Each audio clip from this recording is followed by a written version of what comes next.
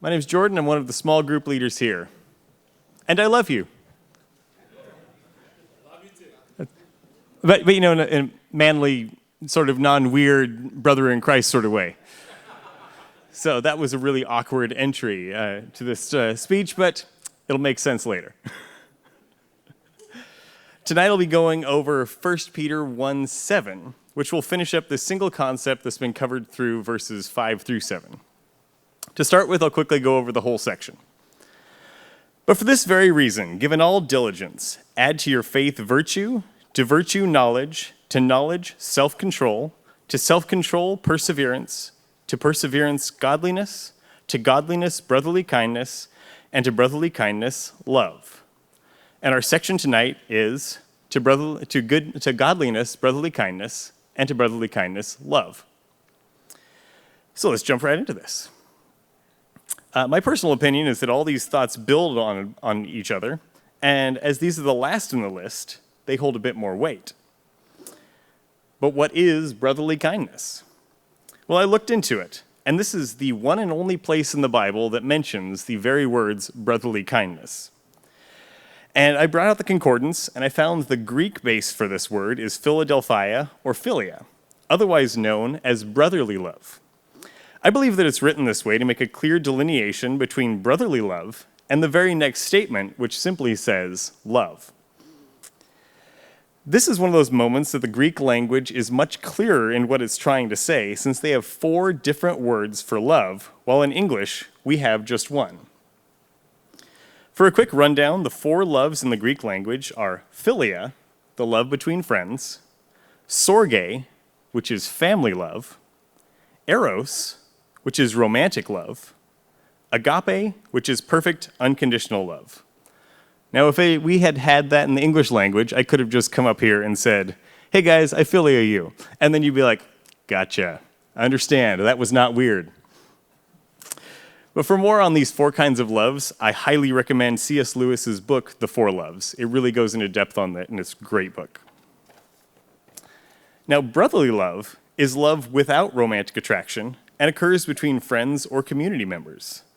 It occurs when both people share the same values and or respect for each other.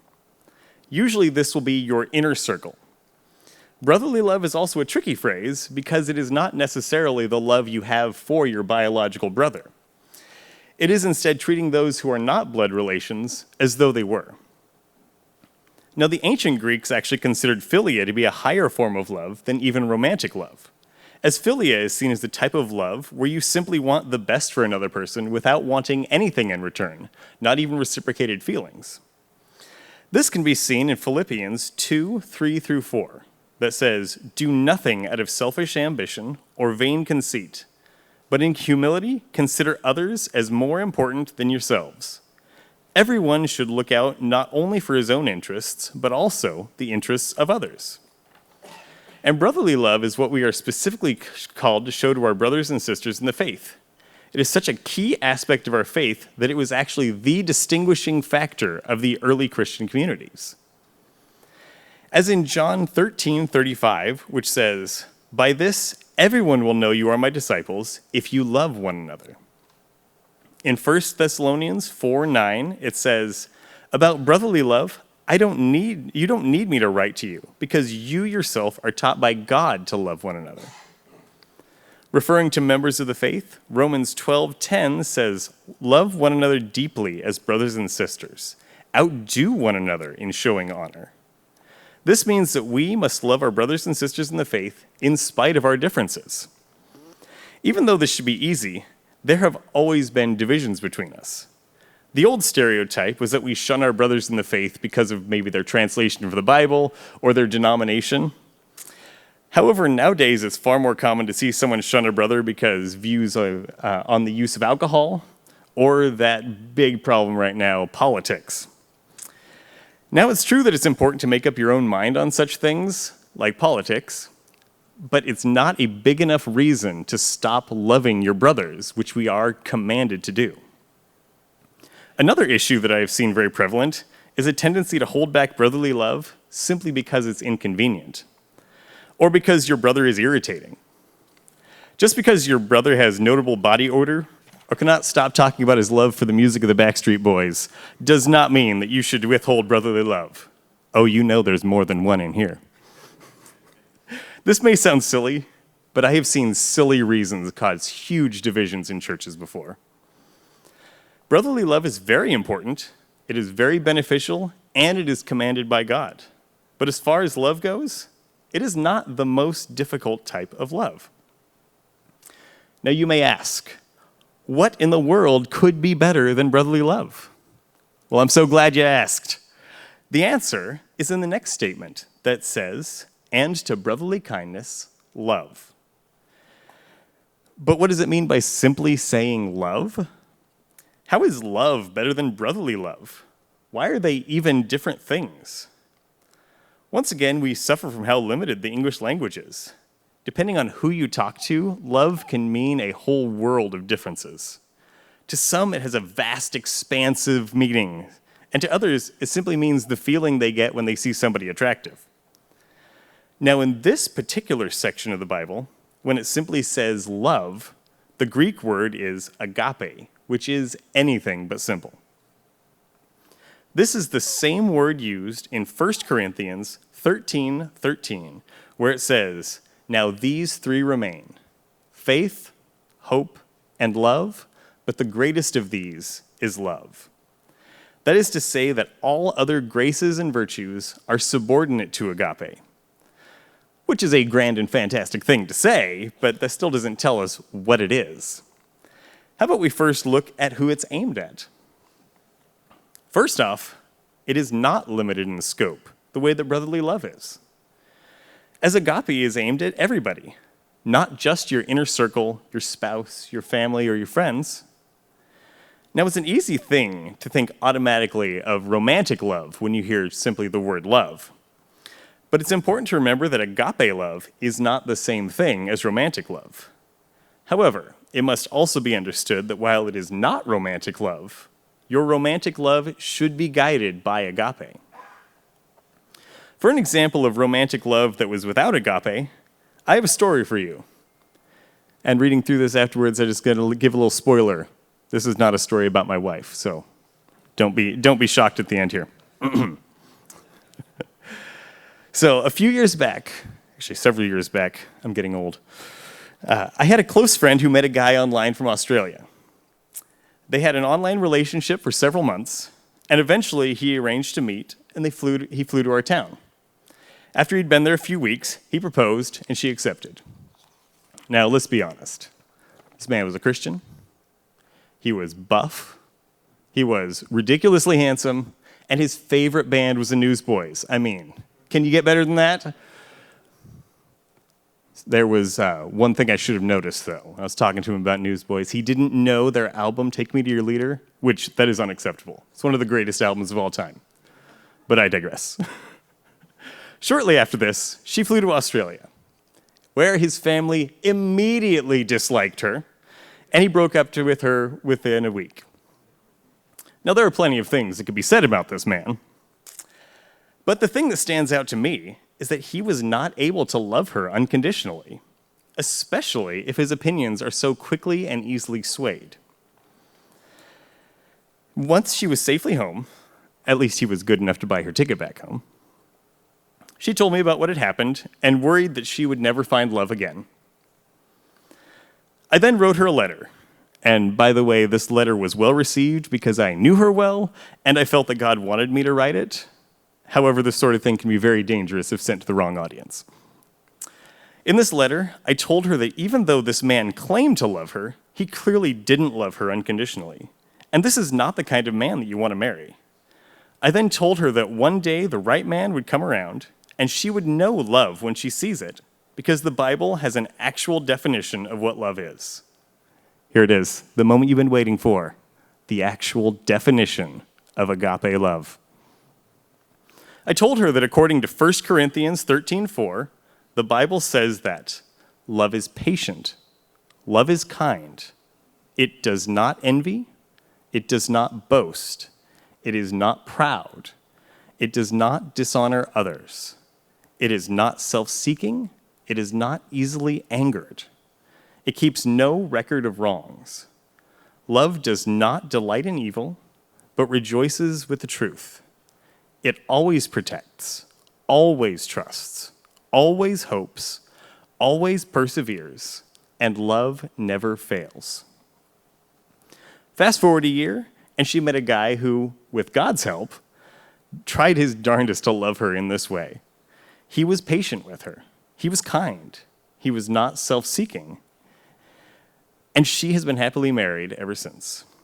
The Australian flake with his pathetic excuse for love was completely forgotten. Yes, man, agape is to be your goal with your spouse. If a man is not willing to allow God to help him to be patient, kind, not proud, not envious, and all of the rest, then he should strongly consider if he really should be married to this woman, or if he should get married to her. If you are married, yes, you should be married to your wife. Because what he probably has for her is just the feelings of love, not the proof of love. Now, clearly, we are not God, so our attempts at agape are going to be flawed. But that doesn't mean that that should not be our aim. However, as I said before, this is not just the love aimed at those that you want to love. This is not a love that is limited to a spouse, a friend, a child, your inner circle, or to any other limiting factor. This is the unconditional love that we are called to show to everyone. So once again, what is agape? Agape is the love you must have when things get hard. Agape is a love that is not based on who someone is or what they have done. Agape is loving the unlovable. Agape is blessing those who curse you. Agape is praying for those who spit in your face. Agape is a love that forgives their brother who has failed him 70 times 7 times. Agape is Jesus saying, "Father, forgive them, for they know not what they do," about his crucifiers while he is dying in agony that they were causing. Agape is impossible for you and me on our own. Agape is only from God. On our own, through patience, we may be able to act in agape at times. We may be wonderfully kind, patient, and avoid pridefulness some of the time. But do you always protect? Do you always trust? Always hope? Always persevere? Do you ever fail? Do you have those who you just don't feel like loving? It doesn't matter how much you do good and try harder. You will fail on this on your own. Anything we try to concoct on our own will always be an inferior shadow of real love. True agape is from God alone, and we are deceiving ourselves if we think that we can produce this on our own. We have to remember that when 1 John 4:16 says, "God is love," the original Greek word is agape. This is saying that agape is not something that God just does. It is who and what he is. Each of these aspects that we have been commanded to add to our faith lead into one another. And agape love is the capstone. That's because when we are living in agape, we are the closest to God's heart. Even if it doesn't always make sense, God never does anything that is not in line with agape, because it is who and what he is.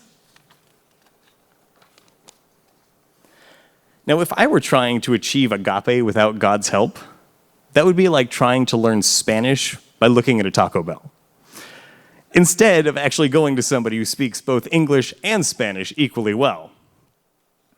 Since Jesus is fully God and fully man, we have direct access to the only being ever to be bilingual in both humanity and divine nature, which means that he is the only one who can teach us how to love. Now, I believe that the reason that these two types of love are in the list after godliness is because before you act out the core nature of God, you must first be seeking his heart with all of your heart.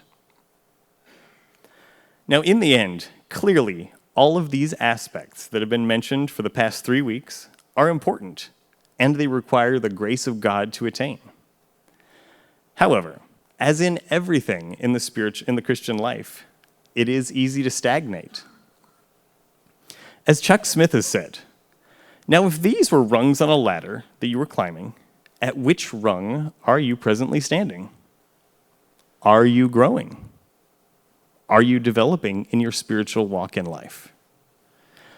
In looking back, have you progressed this past year? Have there been real spiritual gains made in your life? Or are you just sort of treading water, running on a treadmill, maintaining? The Bible doesn't encourage us really to just maintain. It encourages us to grow, to develop, to add to our faith virtue and to virtue knowledge, to develop and experience the growth. And I would encourage you to look at your own life. Where are you standing?